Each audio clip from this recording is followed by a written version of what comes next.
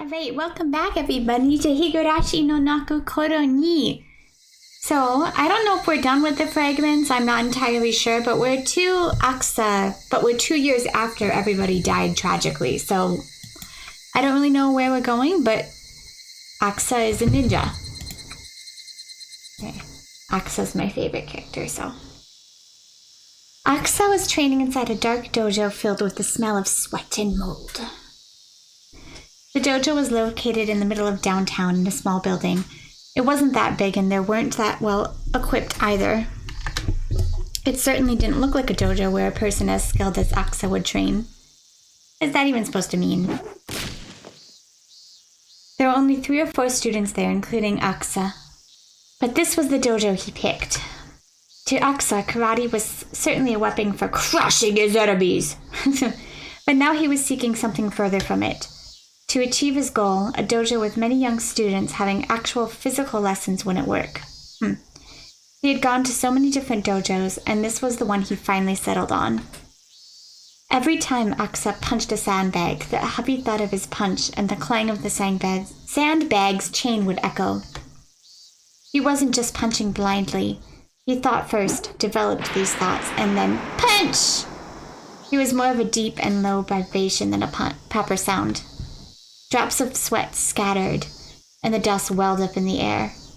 It was a perfect blow embodying the concept of one strike, one kill. This is the origins of One Punch Man. Aksa. But he wasn't satisfied. He closed his eyes, controlling his breathing as if trying to hear the cry of the cicadas. Then he punched again.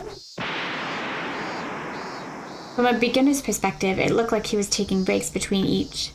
The other students training on their own would glance over and sense a fearsome respect at his focused blows.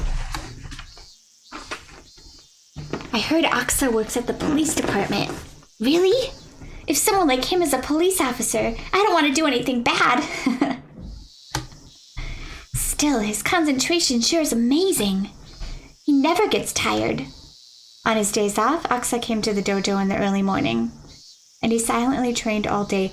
Did his wife die in this route? Because his wife died in one. His training was no longer physical but mental. The other students were already aware that his continuous concentration was the secret of his strength. However, that was easier said than done.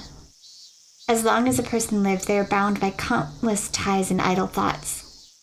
For a person to submit all his will into such singular focus is more like trying to attain enlightenment than something in the realm of martial arts. Man has tried many different methods to achieve such enlightenment. And what we learned is that there is no one way to reach it. And a path one takes can reach it if mastered. Karate is what Aksa chose. Karate. The rumors say that his wife is dead. Oh, it is, okay. Does his wife live in the happy end? I hope so.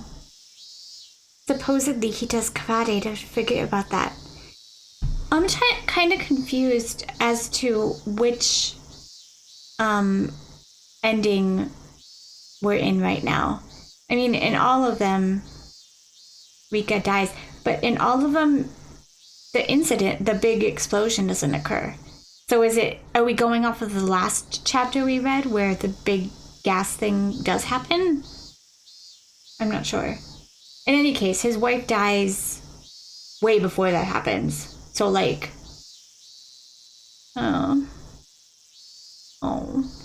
supposedly he does karate to forget about that. Really? That's different from what I heard. I heard he couldn't save a girl on the job, leading him to realize his weakness or something like that. Hey, I can hear you. Quit talking about other people and train. Yes, sir! There was a small beeping noise. Somebody's watch was letting them know it was noon. Aksa-san, we're going to get some lunch. Can we get you something? Sure. I don't care what you get. Thanks. Aksa was more pleased to be alone in the dojo than to have anyone bring him lunch. When they left, silence filled the building. Shit. My focus dissipated because they were talking about me. But if that happened because of a bit of small talk, that meant he had much more training to do. He had to train much harder if he wanted to achieve enlightenment.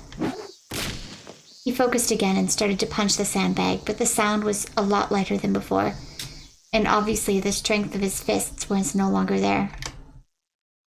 Realizing he needed to take a break, Aksa pulled a towel from his bag and sat down. The sound of the cicadas soaked into his body. The windows were open, but there was no breeze coming in. Still, he could feel the cool air, if just a little. I do like this soundtrack where it's just the cicadas humming. And they got that sound effect like perfect. That's like how they sound. Just as they said, the reason Aksa... Oh no, his wife did die. The reason Aksa started karate was because of Yukie's death.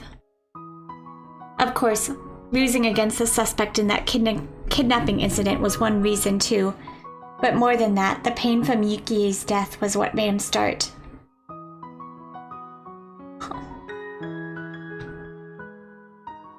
No!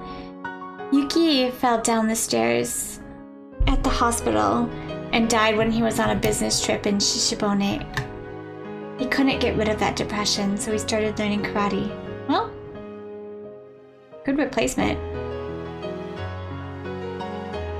But in June 1983, when the great Hinamizawa disaster occurred, he realized something very important.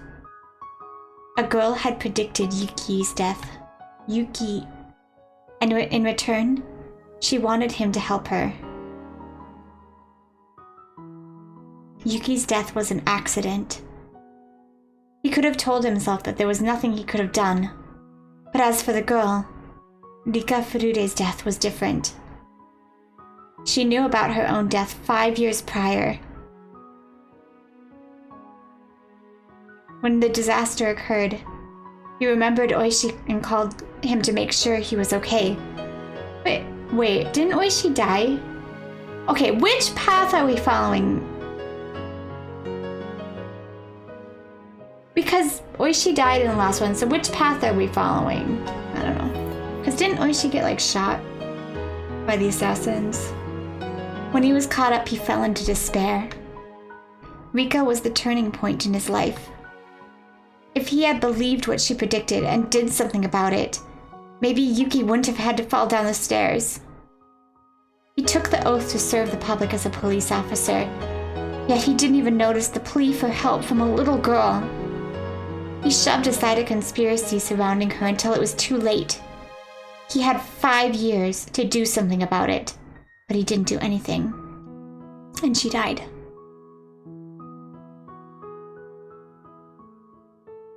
God, I'm feeling this. This one's I'm feeling hard. Visiting Hinamizawa for the kidnapping case of the minister's grandson was definitely the turning point in his life. If he had only listened to what that girl said, Yuki would never have died. And he could have been there to help Rika. Those two things continued to haunt him. The investigation into the series of mysterious deaths in Hinamizawa that he heard about from Oishi was put on indefinite hiatus because of the disaster. But it was apparent to both of them that there was some conspiracy behind it. To challenge such things, he needed all the strength and experience that he could muster. He was devoting himself to gain such strength, but it was too late. Everything had already ended. While he was stuck in this dilemma, the dojo instructor admonished him. There's nothing one can do about what's already done. So in that case, the only thing he can do is train diligently. So if that same thing is to happen again, he will be able to save a person in need. It's all too late. Everything's over. Yuki died in an accident. Hinamizawa was destroyed in the gas disaster. And Rika was murdered as her intestines were ripped out while she was alive. Shit! I was too obsessed with Yuki's death, and I couldn't hear the girl's pleas for help. No, if I had listened to her, I could have prevented Yuki's accident too. Damn it! Damn it! Shit! Ooh. As Aksa clutched his hair and looked up, he noticed a small shrine overhead that protected the dojo. Aksa respected both Shinto and Buddhism, but he had never thought of praying to the gods in times of despair. But for the first time, he felt like praying for help. If it was something he was capable of doing himself, he would never even consider praying. But as it was something he couldn't resolve on his own, he prayed. It was a very selfish wish. If his wish were to come true, the only thing is I'm pretty sure his wife died like way before 1983. Like, didn't his wife die while he was there? So like, Enrika now can't turn back time that far. She can only turn back like a week. If his wish were to come true, everyone in the whole world would wish for the same thing. Please. Please give me another chance to go back to that time. I swear this time, I will save the both of them. At that moment, Aksa's body suddenly felt very light. No, it was more like he was losing balance, as if he was fainting. Perhaps it was because he shouted so loudly after training, and his brain was lacking in oxygen. But he couldn't take his eyes off the shrine.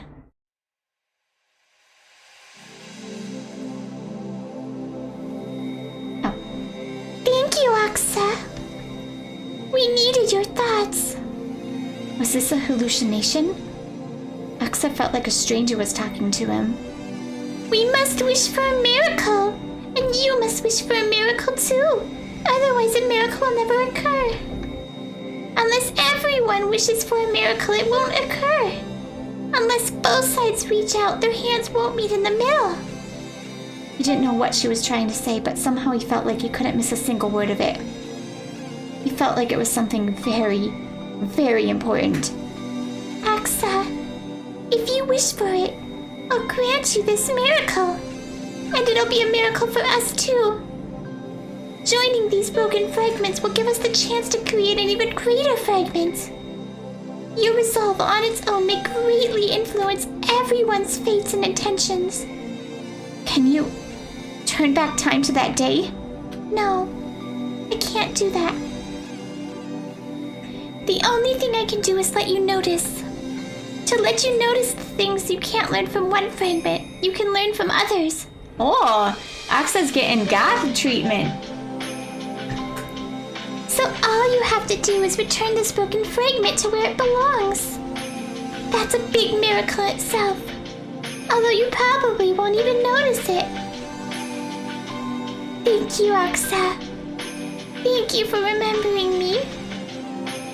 I don't even know how much time I spent asking for your help. But finally it reached you. So I'll say it one more time. Please help me. No. Please help us. Oh, Aksa, the hero! My favorite character coming in for the battle. But I'm pretty sure Yuki died during the dam incident, so I don't think Rika can go back that far. What?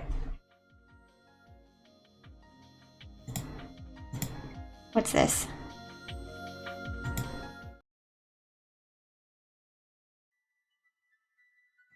It was long. It really was long. Are you okay? Is your spirit still alive? Dude, you almost got me with all that political bullshit talk and not telling me what happened to Satoshi. Do we have all the pieces we want lined up on our game board? Maybe. Is this everything we have that can go up against Takano and her minions? Her minions. in the game of fate in June of 1983? I think maybe we have everything. And last but not least, Hanyu. It's you.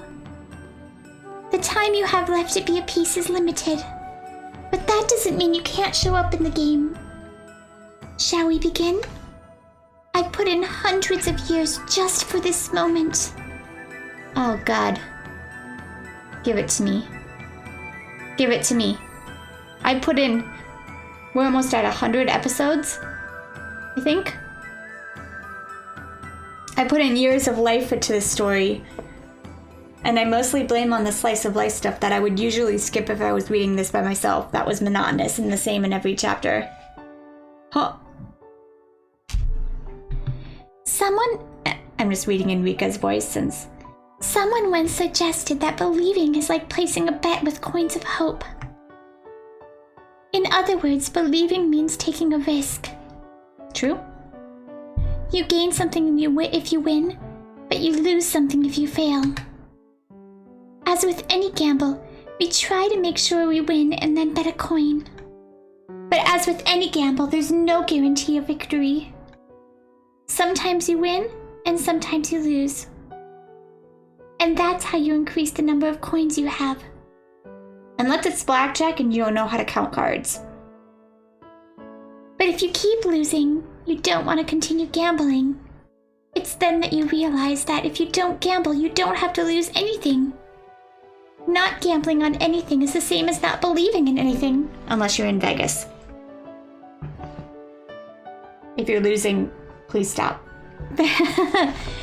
Not believing in anything is the same as not involving yourself in anything. And not involving yourself in anything is the same as not existing. Therefore, she didn't exist. The one coin she had in her heart was the last one. If she lost it, she'd disappear. That was why she was hesitating to make a bet. She had been running, trying not to get involved in any type of match because she was afraid of betting on it by accident. But just like in a game of poker, she could lose her coin by folding. She tried not to lose her last coin, but that meant she was going to lose it eventually anyway. There was something she didn't know. Actually, I didn't know it at the time either.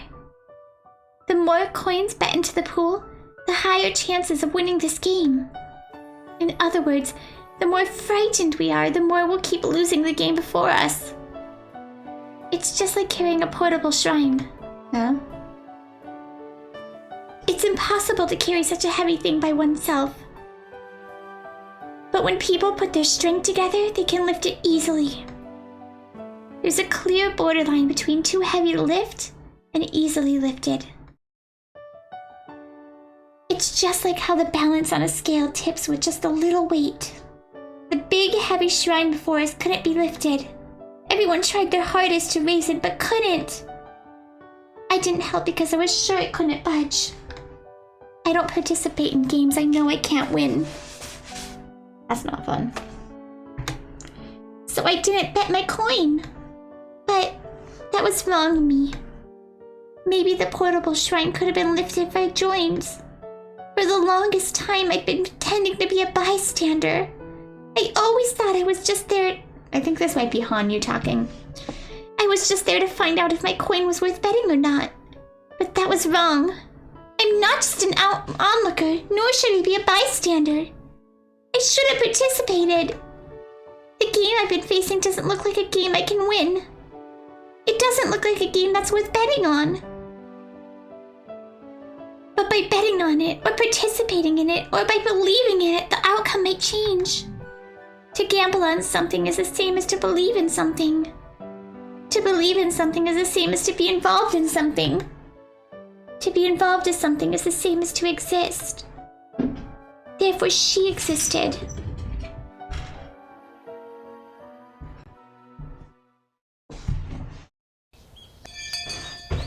What's happening? I don't know what's happening. Okay, everyone, homeroom's starting. No more chit-chatting. Class rep, go ahead. All rise. Bow. Good morning. Sit down. Rattle, rattle, rattle. It's an ordinary morning. The only difference is it started a little later than usual.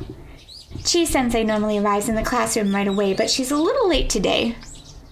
Why was she late for homeroom? The rumors were already stirring about the classroom before she arrived. Chi-sensei gave a cue, and a girl peeked into the room timidly.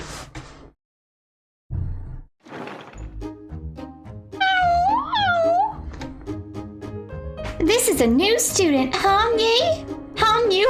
Sorry. Furude-san. She's going to be joining us starting today. Wow!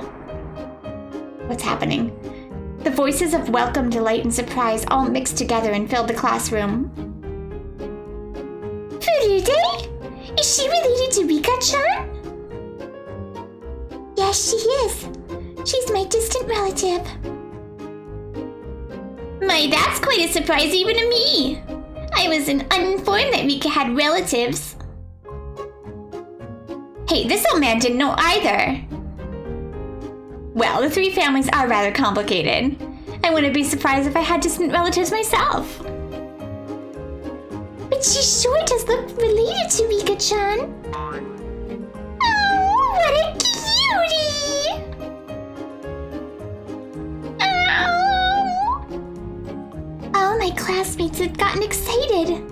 The new girl looked rather, I think this is Keiichi, rather intimidated by it all. Rika's rather carefree, but this Hanyu seems like the complete opposite. She's more like a shy woodland animal. The exact type that Reina loves. Look, see? Reina's ready to swallow her whole. Okay, Hanyu, please introduce yourself. Settle down, everyone. Go ahead, Hanyu. She left the podium and encouraged Hanyu to take over. Oh, look at how cute she is in her little skew, her little outfit. The even greater pressure of silence left her standing there timidly for a little bit. Well, that's understandable. It's very nerve-wracking to watch, though. I'm Hanye Furude. Why do I keep saying Hanye? Hanyu Furude. I'm Rika's relative. Beep. She's my relative. Please be nice to her. Rika can tell that she's too nervous to introduce herself. She's right to break the silence. Pressuring like that isn't fair. Which is why I decided to make it more lively. You're called Furude, just like Rika-chan, huh? Now we have two Furudes in this class. Then how about we call her Hanyu? If we call her Furude-san, Rika might think we're addressing her, don't you? We generally call each other by our first names here. She's one of us starting today, so we should call her by her first name too. Okay, it's decided. We'll call you Hanyu. I'm Mian Sonozaki, the class president. Call me Mian, okay? Oh, I am Satoko Hojo. Very pleased to meet you, Hanyu-san. I forgot Tomita's voice. I'm Daiki Tomita. My parents run a tofu shop. Please come by anytime. I'm Suguru Okamura. Please ask me if you don't know anything. Hello! Let's be friends, okay? What grade are you in? Our classmates fell over each other to introduce themselves. Everyone tried to get her to remember their names so they could be friends. A friendly atmosphere swelled in the room. I've only just transferred recently myself, but this is exactly how it was on my first day too. I remember how nervous I was and how much I appreciated this as a result. I know more than anyone how nerve-wracking it is to be a new student. I should look after her. I agree! We'll have to help her blend into the class quickly. Right. You were a new student last year, huh? Were you nervous on your first day too? Yep. But Mi-chan and the others were so nice to me that I got used to this class pretty quickly. Well, yeah. To welcome a newcomer to the village is one of the three families' important duties. You only mention the three families when it suits your purposes. But it's true that you helped me get used to such a different environment. In that case, doesn't that mean it's your turn to look after her, Kei-chan? Yeah, Keiichi and Hanyu. Yeah, I thought so too. Reina was a new student, but she looked after me when I got here. So it's my turn to look after the next new student. A new student always dramatically changes the atmosphere of a class. Even my attitude has changed. We decided to gather around Hanyu during lunch break.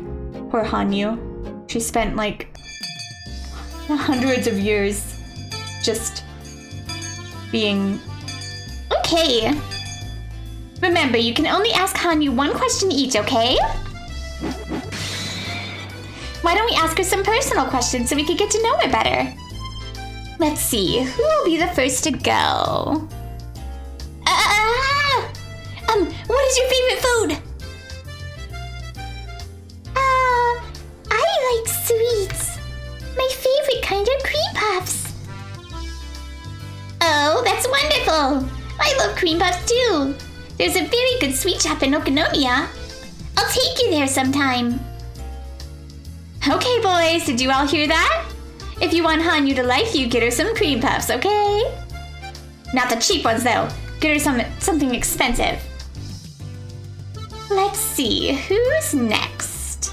If there's no one else, I'll ask what color her underwear is today. Poor Hanyu. Everyone kept asking Hanyu questions, and she looked all panicky again. I guess this is like a traditional ceremony for a new student. I remember this is no one gonna ask why she has horns in her head? Is that just not gonna happen? She probably doesn't actually have. I remember this is exactly how my first day went.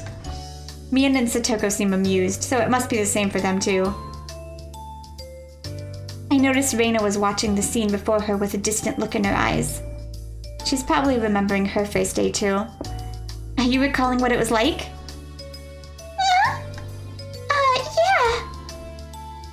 Yeah. Were you thinking about something else? You weren't thinking about taking Hanyu home, are you? No way! I'm not thinking that since Hanyu likes cream puffs. And since I have some good cream puffs at home, that she should come over or anything like that. I'm taking her home with me. If she doesn't come to school tomorrow, it'll be your fault, Reina. Oh, that's mean. As we watched Hanyu and our classmates have fun, Reina and I laughed together. Hey, Keiichi. This sure is great, huh? Yeah, it is.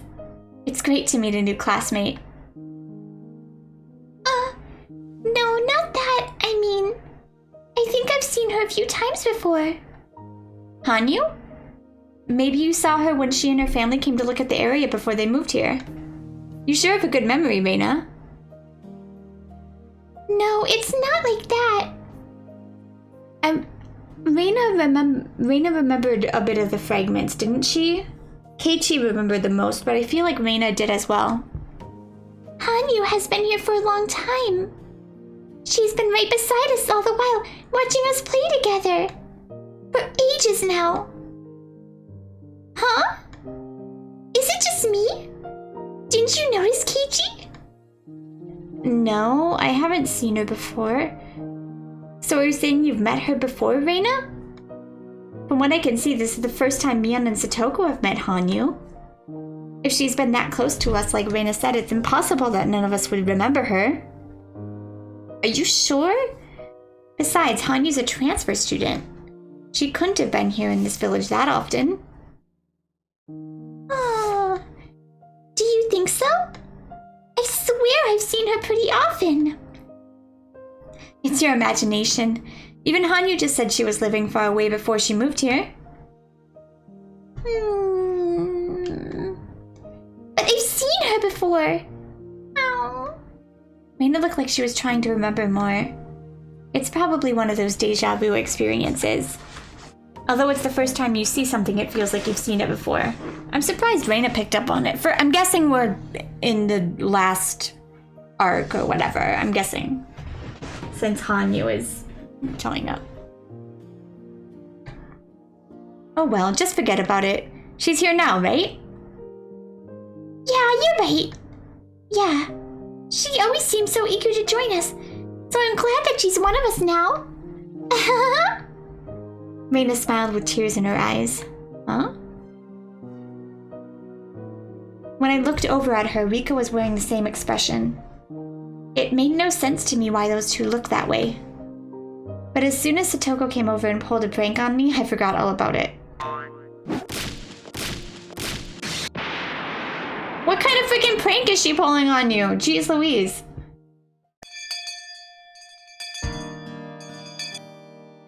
See you later! These are the words that signaled the best time of the school day. As soon as the last period ended, my classmates ran out of the room. Hanya was popular all day today. She's Rika's age, so all the lower grade students gathered around her. Older students like me and Mion didn't have a chance to get close to her. Well, I'm sure they'd rather have a new student who's their age than a scary-looking older guy. That's right. You looked so scary at first, Keiichi-kun. It was probably because you were nervous. Hey, that's mean. I was trying to be friendly so I could get along with the class. You were far from friendly. You slapped me upside the head on your first day, Keiichi, don't you recall? That's because of how I was treated on my very first day. There was a thumbtack on the seat of my chair and even a frog in my desk. Rika predicted that.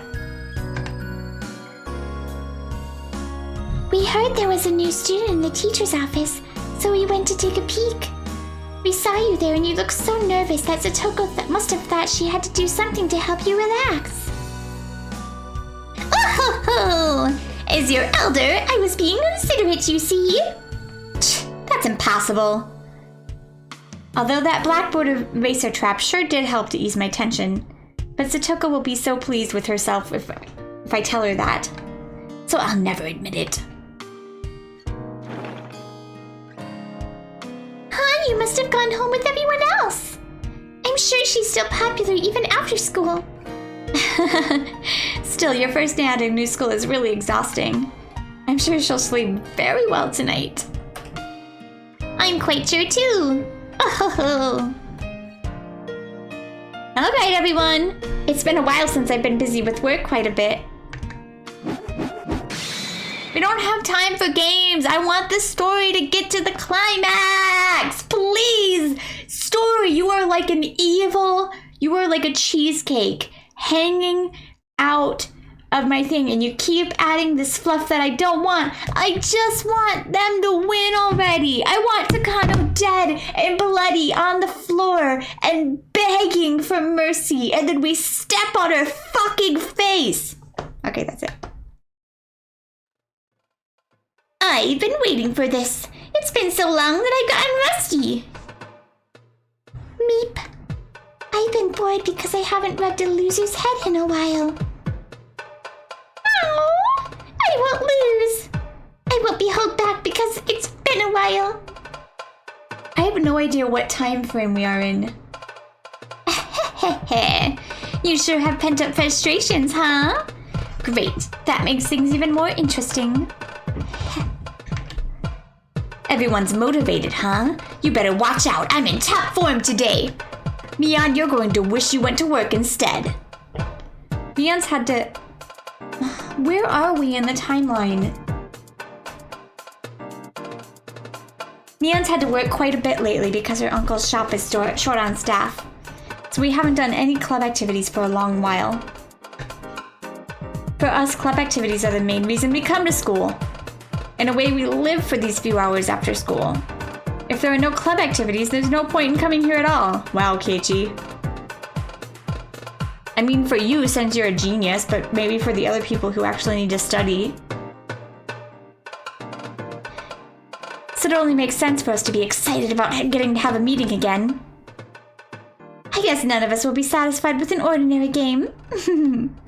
What should we play? Mion looked into the club locker.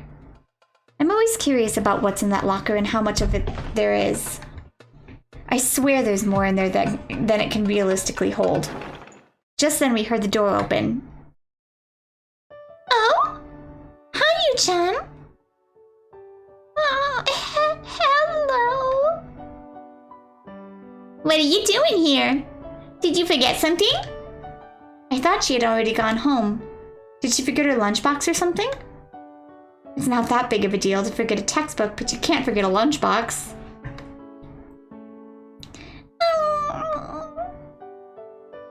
Huh? Hanyu, what is it? Are you looking for something? Hanyu looked at us apologetically. What is it?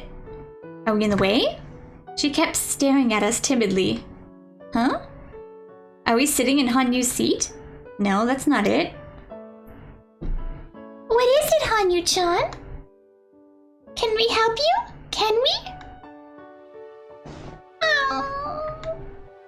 Reina talked to her, but there was no communication to be had. Almost like trying to have a conversation with a stray cat. What is this? Hanyu was fixated on something. I followed her gaze and found Rika. Hanyu's apologetic gaze was directed at Rika. Meep. Aww. I won't say anything. If you want it, you need to say it yourself, Hanyu.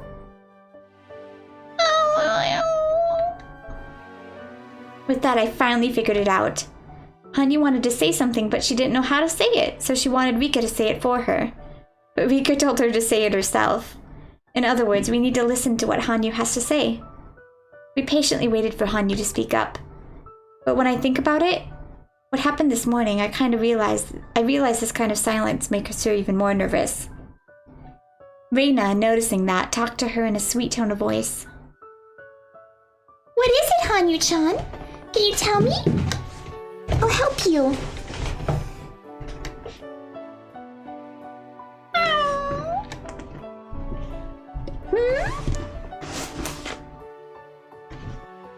What is it? Can you say it one more time?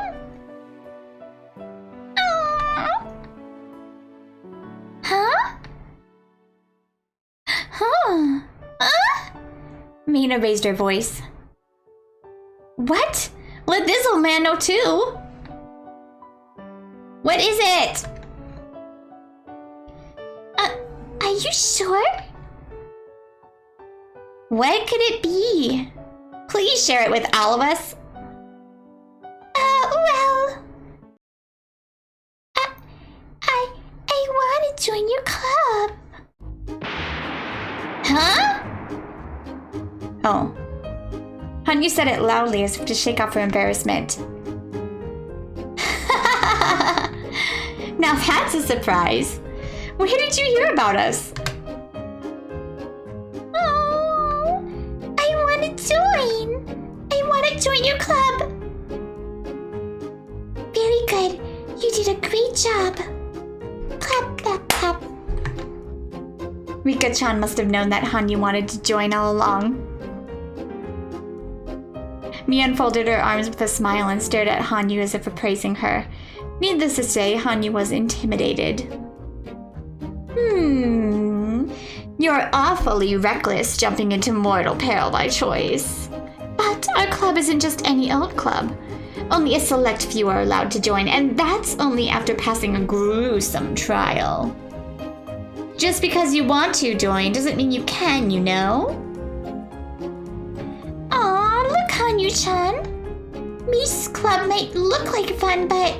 oh, you know, it's not that easy. Oh, I really know that. You have to win, otherwise you don't know what might happen. Are you sure you're aware of that? Oh, I will lose. But besides... Hanyu swallowed once and said what was on her mind. It sounded like a big thing to say to her, as though it had a much deeper meaning. I used to hate to lose, so I ran away from every game.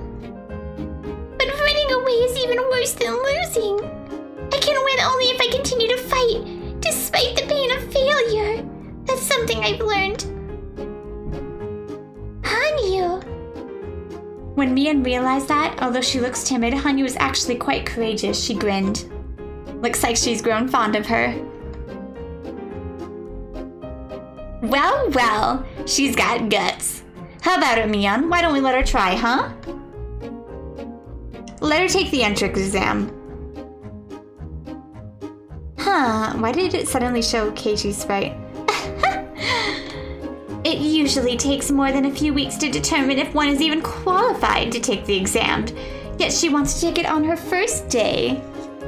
What should I do? Mian pretended to be stubborn, but in reality, she was simply playing with her. If she actually didn't want her to rejoin, she would have refused her right away. Of course, if Hanyu was bothered by this kind of intimidation, she wouldn't be able to survive in this club. Just like Reina and Satoko said, our club is relentless. Winning should be your utmost goal. Always aim for first. And if you come in last, you will wish you were never born. That's kind of mean to say when she's thinking about it like fate. Oh, I'll do my best. The punishment for losing is actually kind of fun too. Hanyu-chan, you've been waiting this whole time, huh? You've been wanting to join for the longest time, huh? I got the feeling that Reina had mumbled something like that. Come on, Mian, let her try. Well, I'm bothered that Reina, like, Keiichi is my guy. I'm bothered he doesn't get it right away this time. Why is Reina? Let her try. I got him by going through that too, you know? Quite true. Let us see what Hanyu-san is made of. Have fun, Hanyu-chan. I won't hold back, okay? I won't hold back either. I'll only give you my best, Hanyu.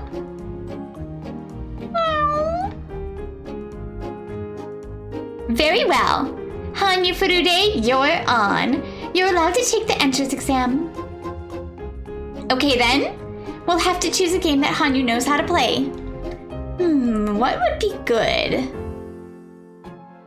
Oh! What about this? Mian threw a deck of cards onto the desk. Does this mean...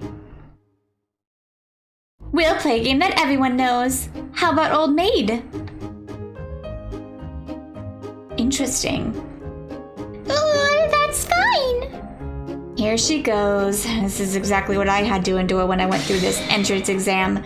This is the marked tile deck. Hanyu's been watching this for hundreds of years. Oh ho ho ho! That's a very enthusiastic response.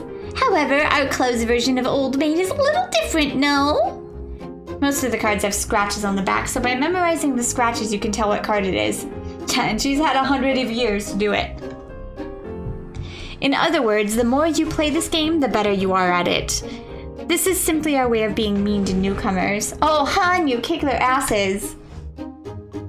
Hanyu-chan, you can do it. This is a trial, huh? Go for it. This sure brings back memories.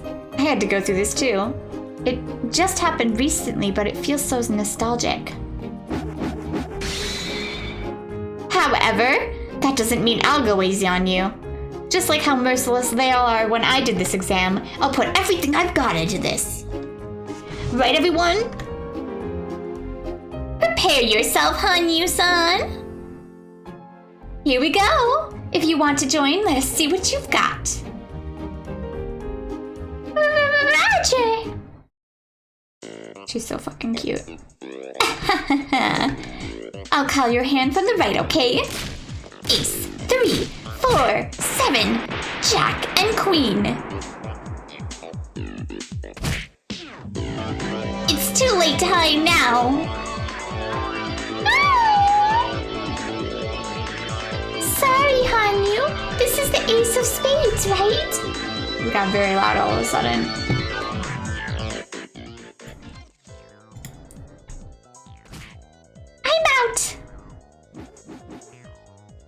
Wahaha!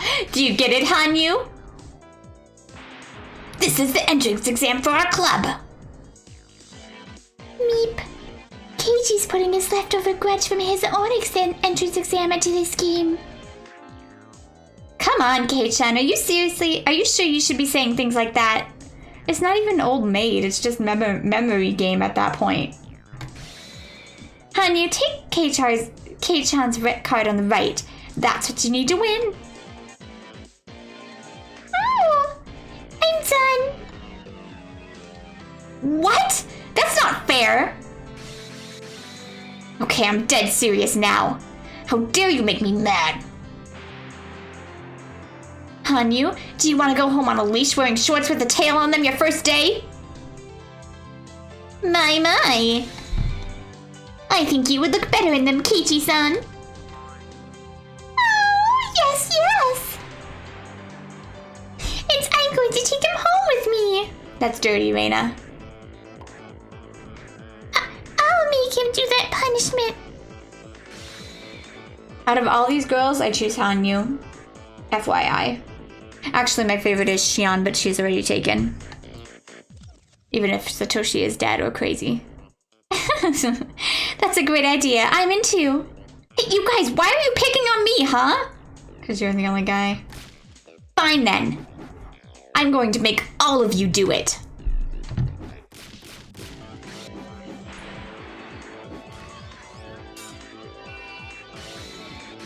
What are you guys doing? Destroying, like, the classroom? Oh, thank God. I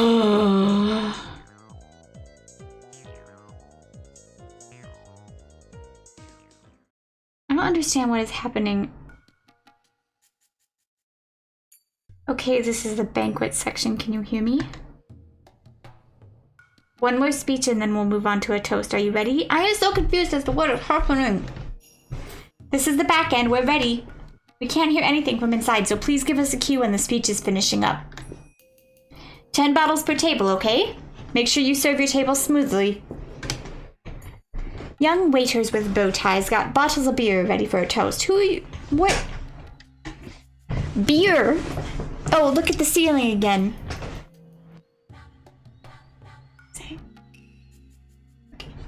There are several dozen tables with white cloths on them in a banquet room. Approximately 8 people are sitting at each table, so there are at least a few hundred people there. The banquet room is teeming with excitement. There are many plates with different kinds of food on each table. A sushi platter, blah blah blah blah. And along the wall, blah blah blah blah blah blah blah blah blah blah blah.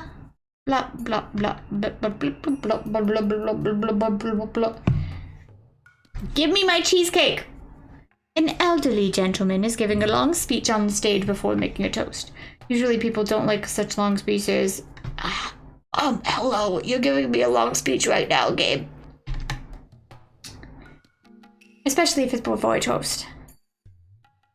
But the guests are actually excited with his speech. Well, maybe fervor was a pleasant way to put it. It was probably more accurate to say their excitement was bizarre.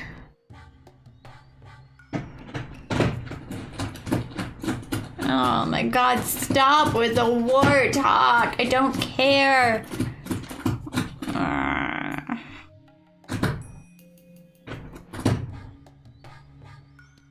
We're gonna just skim through this.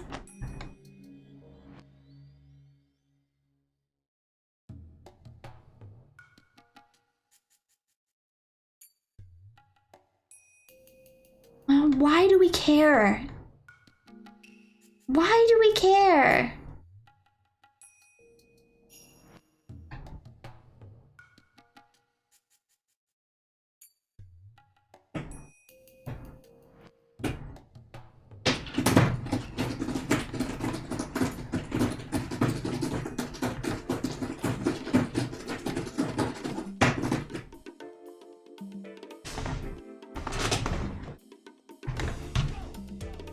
Oh, this is the people. Wait.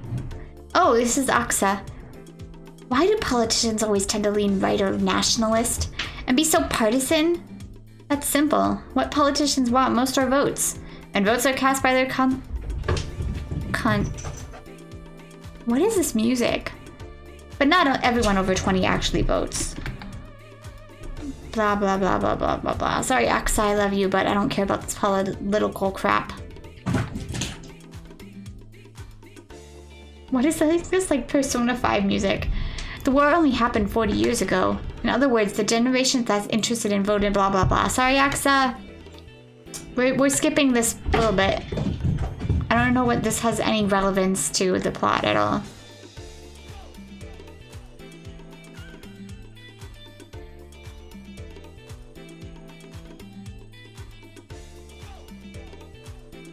the music is weird too. It makes me feel like I'm playing Persona 5 or like a Sonic game. Why do we care? Like, I love you. You are my favorite character, but I don't give a shit about this political crap.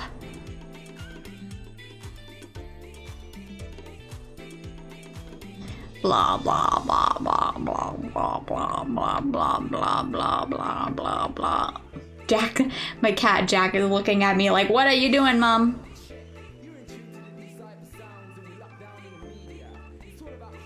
This is so weird. This music is so weird. Blah, blah, blah, blah, blah, blah, blah, blah, blah, blah, blah, blah. There she is. Let's go. Okay. Finally, we're back to whatever mission these guys are on and not talking about war. The speech had ended and the elderly gentlemen were giving the man on the stage a standing ovation. The two men walked through the crowd and approached an old lady in a kimono. Yes? That would be me, but who are you? I made an appointment with you on the phone yesterday. I'm Aksa. What is that music was weird. More ceiling! Oh my god. The ceiling gives us all the answers.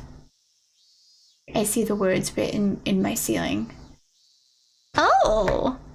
My husband works so hard for this country. Even so. Madam, I understand what you're going through. This wasn't really anything out of the ordinary. Nobody could remember if there had been a donation or not, huh? So a handful of politicians were questioned. I'm so confused where we are timeline. Is this like going from his raid 2 years after?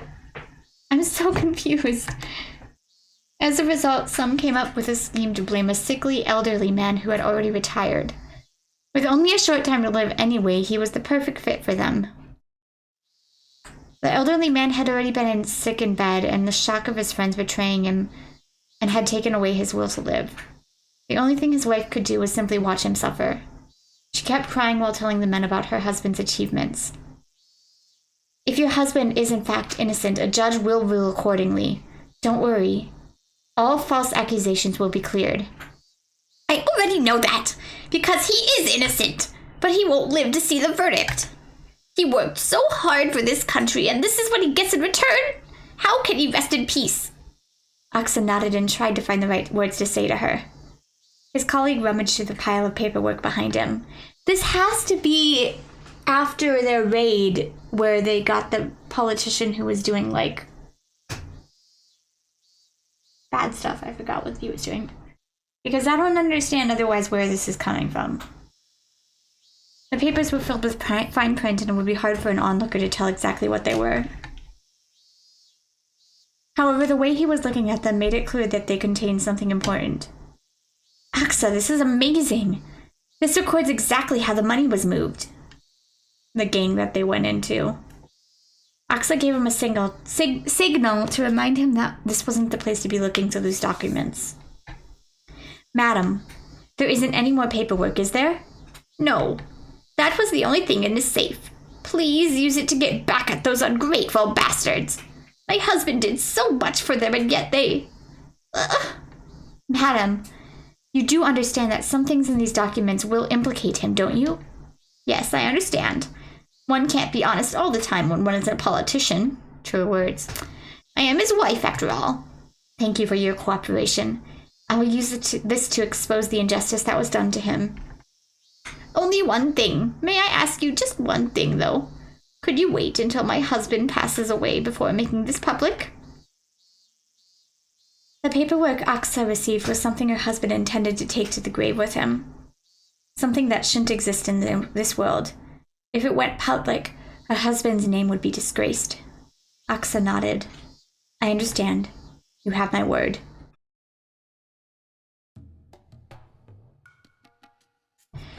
Vast public funds were moving from Kasumigaseki. The funds were issued to sub-branches to carry out national policies. But various ideas over the public funds always came together, and there was never an end to those trying to poke a straw into it to suck it out like a mosquito. I'm hoping this ties into him figuring out that money was going to the Center for the Research. That's the only way that I can see that this is tied together. Otherwise, I have no idea how this is tied together. Excess dividends, cordial patronage, profits for organizations that benefited themselves.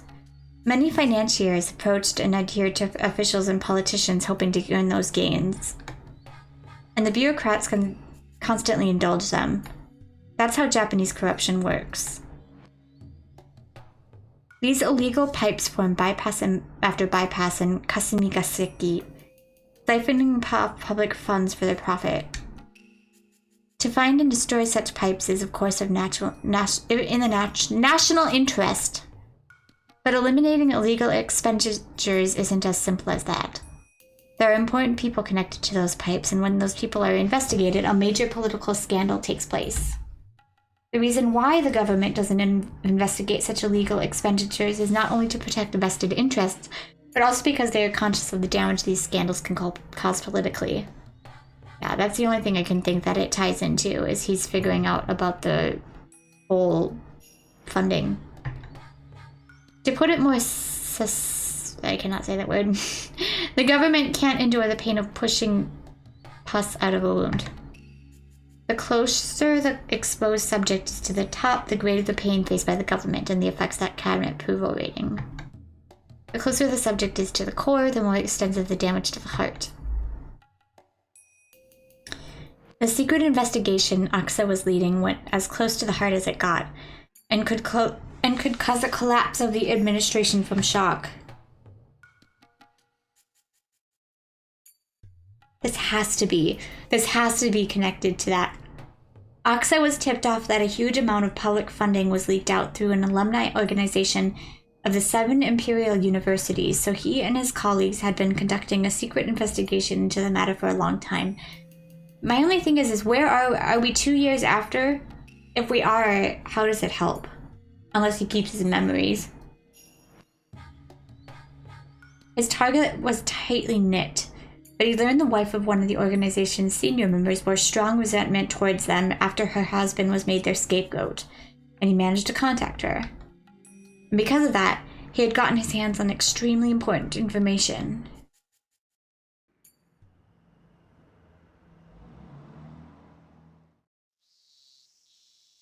Good work, everyone.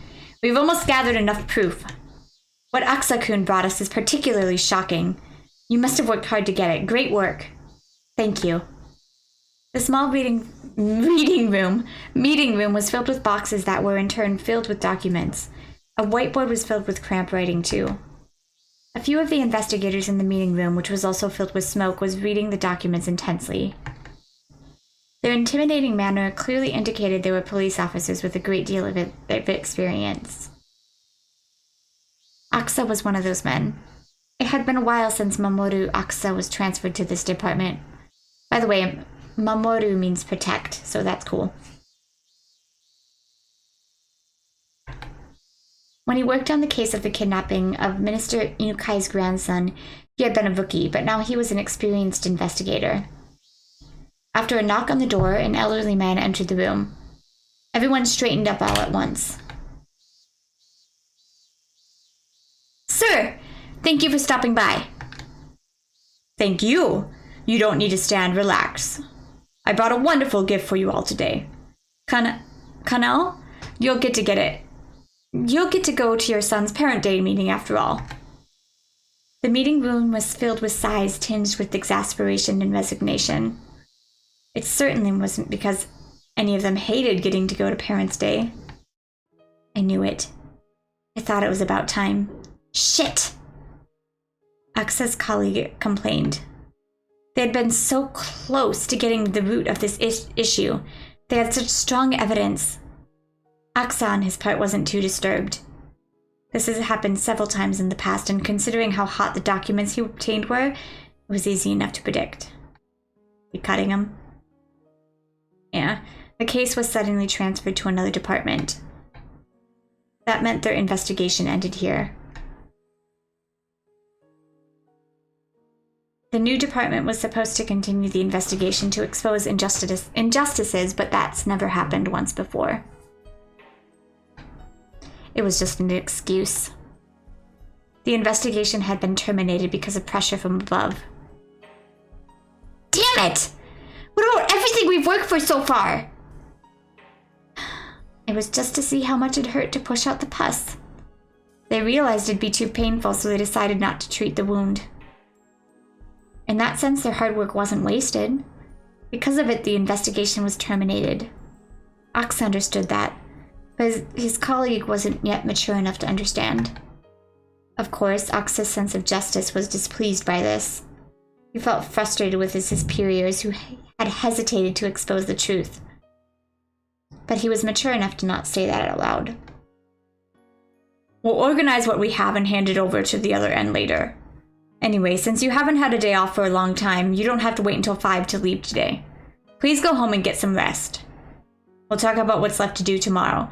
Also, don't forget to use up your vacation time. Make sure you take a vacation and give yourself a treat to your spouses. Please come with me, that'll be all. Yes, sir.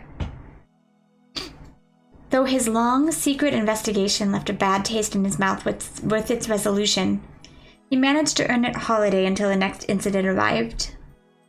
Well, I guess we'll do it as he says. Everyone go home and get some rest. If you go home that early, you might find out your wife's having an affair, you know? Dumbass, you don't know anything. Where the fuck are we in the timeline? Aksa and his wife are madly in love. He calls her every night from a public phone in a different building. Man, I envy you, Aksa. My wife's pretty cold.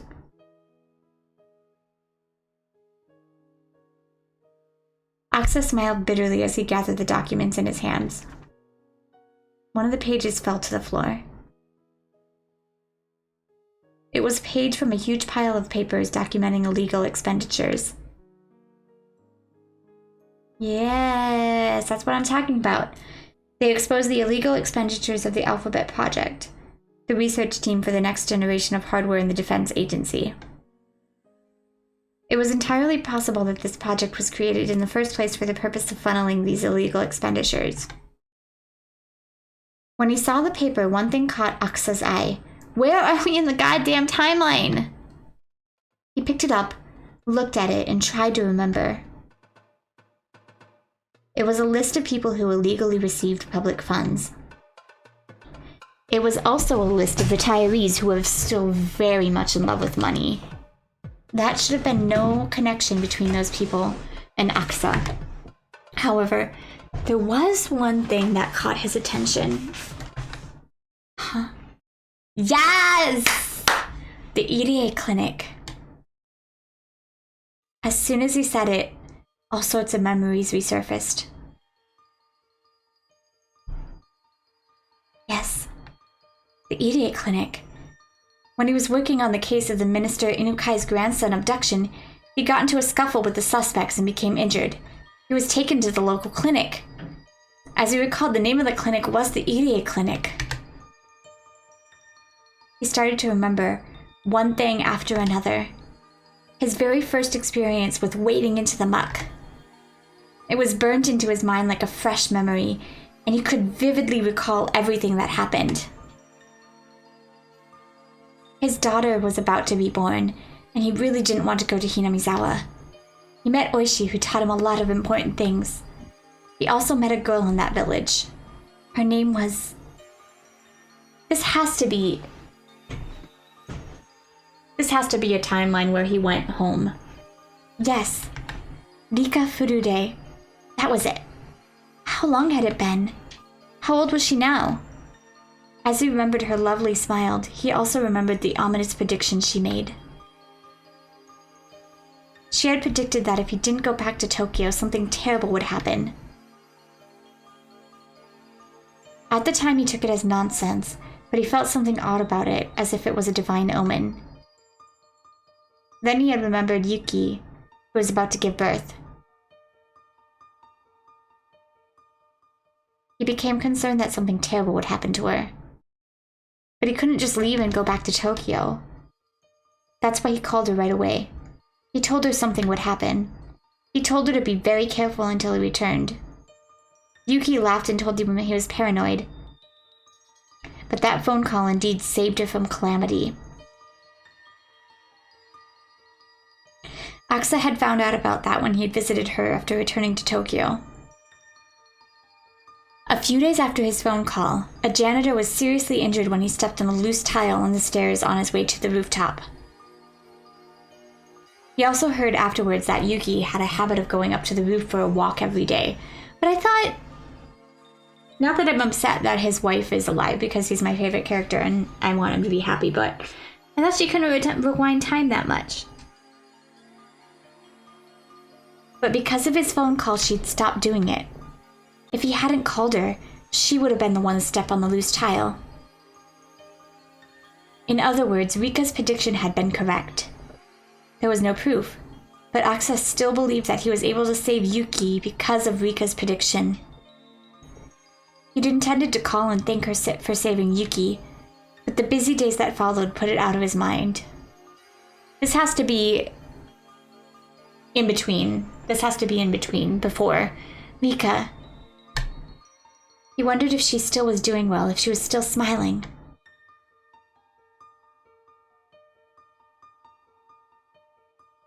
Aksa remembered the sad prediction she made on that night under the moon, while still wearing that smile. That's right. She'd said something. She'd predicted someone would get killed on the night of the festival every year, and that night on the 5th year, she'd be the one to be killed. That's right, he thought. She did say that. The 5th year, that's this year. The festival is in June. If you remembered correctly, it happens on the last Sunday of the month. Aksa looked at the calendar. It was June 1983. Okay. I wish she would have said that at the beginning so I wasn't going like, mah, mah, mah, mah. Although there was still some time, the death she predicted for herself was coming up. The girl who'd predicted Yuki's accident also prophesied a mysterious incident would occur annually for the next 5 years. If they'd actually been happening, then it would happen again this year. Aksa wondered if Oishi was still at the Okonomiya PD. If the annual incident she predicted actually was taking place, he would know. Use the Irie Institute stuff! In other words, he could confirm if Rika was going to be killed or not with a phone call to Oishi. Ah! The girl who predicted her own death had muttered that she didn't want to die. Muttered? No. It was clearly a plea for help. A young girl who was trapped in this fathomless, bizarre traditions of a village she couldn't escape had sought help from him, an outsider.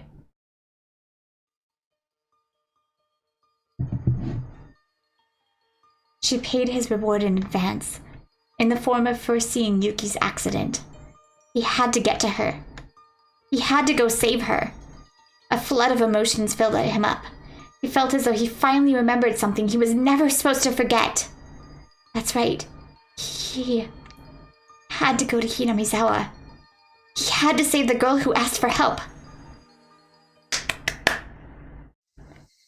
Hello, Okonomiya PD. Hello. Is Kurado Oishi still working in your investigation department? If he is, may I talk with him, please? Excuse me, may I ask who's calling? Could you tell him it's Aksa from the police headquarters? Which police headquarters? Oishi was a very lively person, but he had been old even back then. Maybe he had already transferred somewhere else, or maybe he'd retired. But if he was still there, he'd be happy to hear from Aksa. He sure had a unique laugh. Oi-san! There's a phone call for you. Someone from the police headquarters in Tokyo. Tokyo? Who could that be? Hello, this is Oishi. What? My oh my. And how have you been? I see. All the fragments are coming together. I see. Is he gonna bring his... Because one of the things was Oishi had to think that it wasn't the Sonozaki. So is he gonna bring the stuff that he found about the Irie Institute? Alright, well I think this is a good place to stop. I see what it's doing. It's doing like... Wait, are we out of the fragments? End of chapter 5. That was chapter 5, apparently. I had no idea. No idea. Huh. Right, well, that was chapter 5. I see what it's doing. It's like tying everything up and together in a nice boy, except for Satoshi! Oh, thank God. I feel like this connecting fragments part was like walking through mud, and I'm finally like out of the mud, and now I'm like swimming through nice water, and we're finally like, it's finally going. Finally going. Okay, so I will see you guys next time. Love you all, and good night.